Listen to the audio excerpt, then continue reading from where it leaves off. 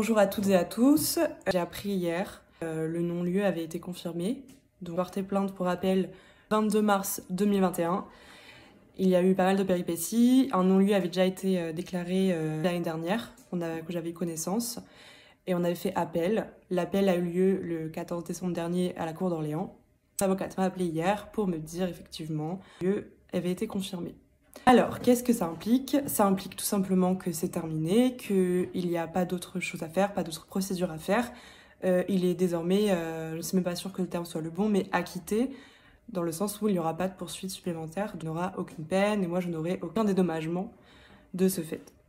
Alors oui, c'est douloureux, c'est un peu particulier parce que du coup je me demande aussi pourquoi et à quoi bon ces années de combat judiciaire, sachant qu'il y avait en général environ 6 mois d'espace entre chaque décision, chaque nouvelle.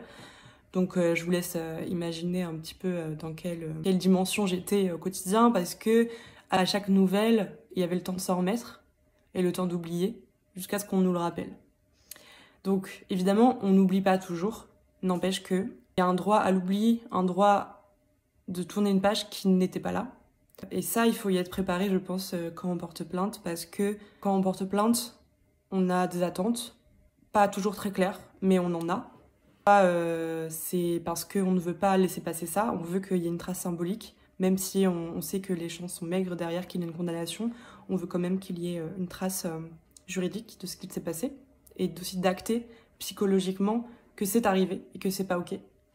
Aussi évidemment, qui devrait être le normal, c'est qu'il y ait justice suite à un préjudice qui nous a été fait, donc en l'occurrence un viol conjugal, donc une des plus grandes blessures, une des plus grandes violences conjugales commises par quelqu'un qu'on aime.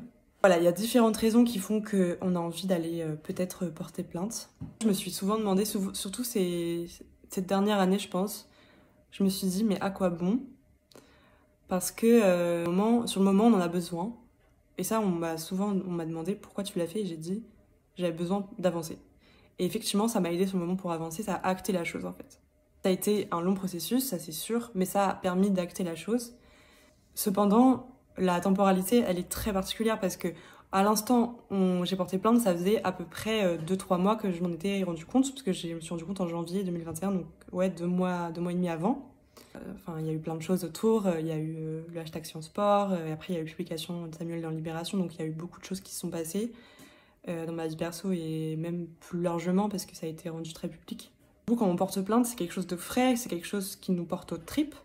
Cette temporalité du coup qu'il y a de tous ces intervalles, de tous les 6 mois, de nouveau une couche, c'est pas seulement les décisions, c'est aussi se replonger dedans, se rappeler de l'enjeu, se rappeler de la personne, du passé, de ce moment hyper traumatisant d'un point de vue physique, psychologique et puis même affectif. C'est très dur.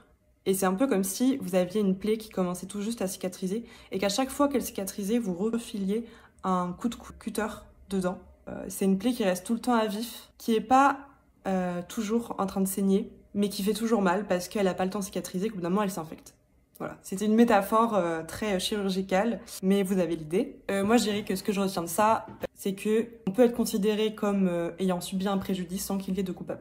Et ça, c'est quelque chose d'hyper particulier dans la justice française. En tout cas, dans mon affaire, je pense qu'il y a beaucoup de cas où les gens disent tout simplement c'est une menteuse. Mais dans beaucoup de cas, les personnes reconnaissent les faits. C'est-à-dire que les personnes qui sont accusées de viol, d'agression sexuelle, reconnaissent le geste, reconnaissent l'acte sexuel ou la volonté d'acte sexuel, mais ils ne reconnaissent pas l'absence de consentement. Et ce qui est assez intéressant, je trouve, et d'ailleurs s'il y a une juriste qui m'écoute, qui tombe sur cette vidéo, je veux bien en savoir plus, parce que il y a cette notion-là que le consentement, c'est quelque chose de subjectif, et en même temps, il faut des preuves de consentement, non-consentement en l'occurrence quand c'est un cas de viol. Et à l'inverse, et moi ça a été le cas dans mon affaire, il y a cette notion d'intentionnalité. C'est-à-dire que le préjudice a pu être commis, moi j'ai pu être victime, j'ai pu souffrir après de stress post-traumatique, j'ai pu avoir des séquelles psychologiques et physiques, mais si l'auteur des faits, en l'occurrence Samuel, n'en avait pas l'intention, n'avait pas l'intention de me faire du mal, peu importe qui m'ait fait du mal, qui m'ait traumatisé, c'est pas ça qui importe. Pour qu'il soit lui considéré comme coupable, il faut qu'il y ait l'intention de nuire. Et ça, j'avoue, c'est quelque chose, j'ai pas forcément pris conscience de l'ampleur du truc et à quel point ça décidait tout. Et en tout cas, dans ce cas d'affaire de viol conjugal, c'est très flagrant en fait. C'est-à-dire que lors de l'appel, l'avocate de Samuel nous a dit à la cour Je ne remets pas en question le vécu, le ressenti de Madame Alma Ménager, mais je remets en question, je remets en doute le caractère d'intentionnalité de Monsieur Samuel. Au-delà de ça, est-ce que je suis en colère? Je ne sais pas. Je pense que je ne suis pas en colère contre lui parce que je pense que c'est un deuil à faire et le fait que j'ai pu le voir à l'APL, parce que mine de rien, j'ai quand même, comme je disais à une amie, j'ai passé l'oral mais j'ai pas été sélectionnée, c'est ça, c'est que en gros j'étais admissible entre guillemets à un procès mais j'ai pas été admise. J'ai passé des étapes que peu de victimes passent. Il y a une garde à vue déjà, il y a une confrontation, c'est allé jusqu'aux oreilles du procureur, il y a eu une enquête et c'est seulement après il y a eu un non-lieu. Donc ça veut dire que ça n'a pas été classé sans suite, il y a eu un non-lieu, ce qui est très différent. Le fait qu'il y ait eu cette rencontre, entre guillemets, près de 3 ans après, avec Samuel, ça m'a fait beaucoup de bien, je pense, parce que c'était un peu quelque chose de me dire est-ce qu'il sera là? Et les semaines qui ont précédé ce moment, je ne savais pas du tout s'il allait être là ou pas. C'était une boule d'angoisse, clairement. J'étais très très mal, je faisais beaucoup de cauchemars, beaucoup de crises d'angoisse. Ça a failli me coûter mon année, etc. Mais le jour J, je m'attendais à ce qu'il ne soit pas là. Et quand il est arrivé, passé le moment de surprise, ça m'a apaisée. Parce qu'il y avait une espèce un délire de confrontation au réel qui était assez fort.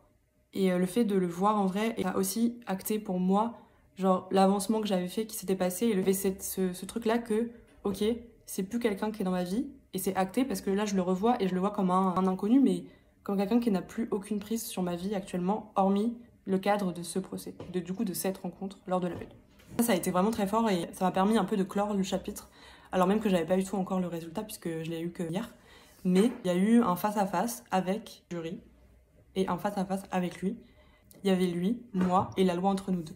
Et même si, évidemment, ce n'est pas allé jusqu'au procès, il n'y a pas eu de peine, il n'y a pas eu de reconnaissance juridique de mon préjudice, n'empêche qu'il y a eu cette reconnaissance symbolique en ce qui me concerne, de me dire il y a quand même eu cette rencontre-là entre moi, lui et la justice.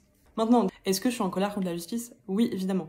En fait, je suis en colère contre le côté très immuable de la justice. C'est-à-dire que immuable dans le sens où elle ne se remet pas en question, alors même que le droit est adapté. Le droit est adapté, mais pas tel que le droit est appliqué. La différence, c'est que quoi? C'est que le droit est relativement en avance dans les mœurs sur la question du devoir conjugal. Oui, le droit est relativement en avance tel qu'il est écrit dans les textes juridiques sur le papier, ce qui concerne la circonstance aggravante d'un viol commis par un conjoint. Je sais que ça peut faire réagir, parce que dans la réalité, c'est le cas. Genre, quand on voit autour de nous, quand on sort un peu de nos microcosmes militants, on se rend bien compte qu'autour de nous, la plupart des gens, pour eux, c'est en mode comment ça se fait, c'est ton copain.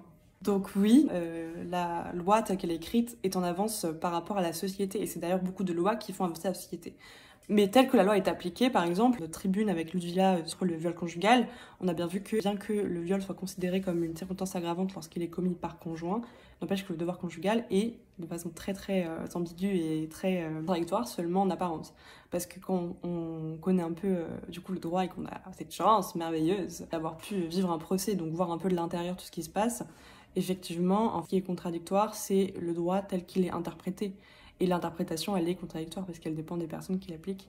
Donc voilà, autre point, on peut être responsable d'un viol sans être considéré coupable par la justice parce qu'on n'en avait pas l'intention.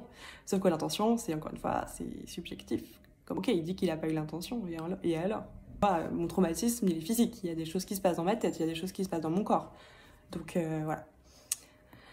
Voilà. Donc ça me confirme que la clé de tout, c'est vraiment l'éducation. Que ce soit les formations, l'éducation, que ce soit les nouvelles personnes, les nouveaux enfants, les nouveaux futurs grands humains, les futurs adultes, et aussi les gens actuels qui sont au pouvoir, quoi.